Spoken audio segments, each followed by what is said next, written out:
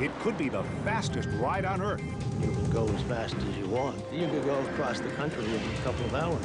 But it runs without wheels, without even an engine. Okay, fire it up. Electromagnets can levitate small metal objects, but can they lift a 10,000-ton train? What about launching a rocket into space? They can, thanks to a technology called MAGLEV, short for magnetic levitation. It's almost like the flying carpet of mythology. For these two scientists, it's a chance to realize a future they imagined 40 years ago. We realized that it had the potential to radically change the way society would operate in the United States. In this small hangar outside New York City, two modern-day Wright brothers are quietly at work, building a machine that may seem as radical today as the airplane did a century ago. Gordon Danby and James Powell, retired scientists from Brookhaven National Laboratory, are finally creating what they have always dreamed of, a machine with no moving parts that can travel at fantastic speeds. Interesting applications. MAGLEV potentially can go any speed. It's levitated, and it can go thousands of miles an hour. The crucial components to achieving that speed are these superconducting magnets, now being readied for testing. Danby and Powell need these tests to succeed if this vehicle is to become America's first magnetically levitated train.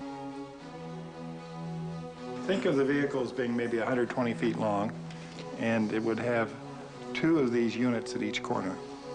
And each unit would carry two magnets. A permanent magnet has a direction, North Pole or South Pole, if you want to call it that way. And so the two of them brought close together will either attract each other or repel each other. This simple principle can levitate this 15-ton train. Powerful magnets mounted on the body interact with magnetic coils inside the guideway, which push or pull the train to a stable, levitated position. The same magnets propel it down the track. The train is pulled by a magnetic force in front of it and pushed by a magnetic force behind it. The train will float 6 inches above an elevated guideway at speeds up to 300 miles an hour. What it took was a brainstorm from a young scientist. Well, one night back in 1961, I was coming here up to the Frog Neck Bridge, and just as I got to it, there had been some sort of accident, traffic stopped. And I was stuck there for 5 hours, just sitting frustrated, and I didn't have anything to do, so I thought, well, gee, there must be a better way to travel than by car and get stuck like this. So then I'd been working with superconducting magnets, and I sat there, and for that 5 hours, I worked out a lot of the details of the first MAGLEV concept. The key to Powell's idea was superconducting magnets. When a loop of superconducting material is cooled to a very low temperature, an induced electric current circulates endlessly, creating a powerful magnet. It can run for months on a single charge. And another thing to keep in mind is if you had like a... Powell knew he had the power to lift the train. He brought his idea to Danby, and together they conceived MAGLEV. And then Gordon came up with the idea of inductive loops of aluminum in the guideway. And so we were off and running with it.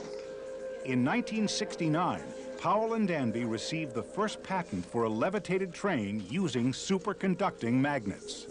Our test vehicle using superconducting... The U.S. wasn't ready for MAGLEV, but another country was.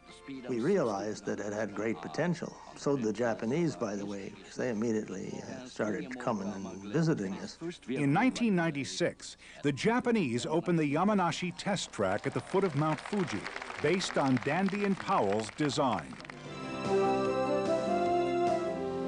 But out at the hangar, Danby and Powell are nearing completion of their MAGLEV system. These tubes here were being welded. And our experts are confident that we can now mass produce these pieces. Transportation is fundamental to our society. MAGLEV is inevitable.